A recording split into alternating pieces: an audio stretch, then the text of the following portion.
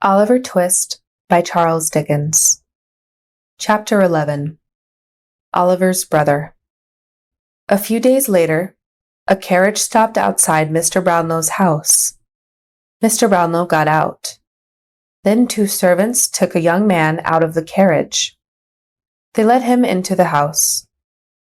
"Now, young man," said Mr. Brownlow, "you must tell me everything I want to know. If you try to leave, I shall call the police. You must decide what you want to do." "Is there no other way?" the young man asked. "No," Mr. Brownlow said. The young man followed Mr. Brownlow into his library. Mr. Brownlow looked at the young man for a few moments. Then he began to speak. "You call yourself monks. That is not your real name," Mr. Brownlow said. "Your parents are dead. But you have a younger brother." "I have no brother," Monks said quickly. "Listen to me," Mr. Brownlow said. "As a young man, your father was made to get married. The woman was 10 years older than him. Their marriage was never happy. You were born. Some years later, your parents separated." "How do you know this?" Monks asked angrily. "Your father was my closest friend," Mr. Brownlow replied. "Go on," Monks said. "Your mother left the country, taking you with her. Then your father met a young girl called Agnes Fleming. They fell in love. Soon she was expecting a child." Monks smiled but said nothing. Mr. Brownlow went on speaking. "Your father inherited a lot of money," he said. "He left England and went to live abroad. There he fell ill and died. When he died, no one could find his will.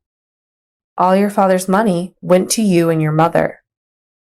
Agnes Fleming did not get anything. And that cannot be changed," Monk said. "You are wrong," Mr. Brownlow replied. "I know that your father made a will. You have read it. But you and your mother destroyed it." "Why do you believe this?" Monks asked, with a cruel smile. "Listen to me," Mr. Brownlow said. "Before he went abroad, your father came to me. He said that he had separated from your mother. He gave me a picture of Agnes Fleming, the girl he loved. He told me about his love for Agnes. The portrait is on the wall behind you." Monks turned. He looked at the picture in horror. "I see that you are surprised," said Mr. Brownlow.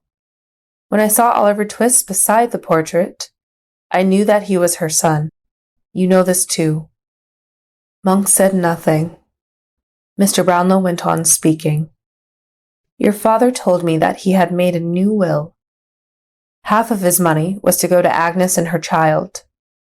The rest of the money was for you and your mother. I never saw your father again," Mr. Brownlow went on sadly.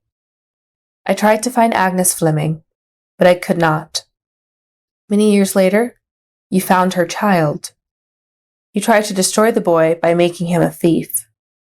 You were afraid to kill him. But now there has been a murder." "A murder?" Monks repeated in horror.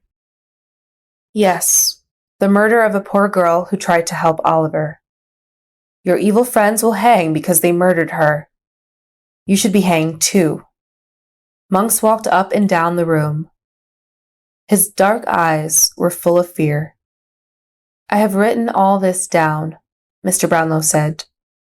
"You must sign the paper. Oliver must have half of his father's money. Then you must leave the country.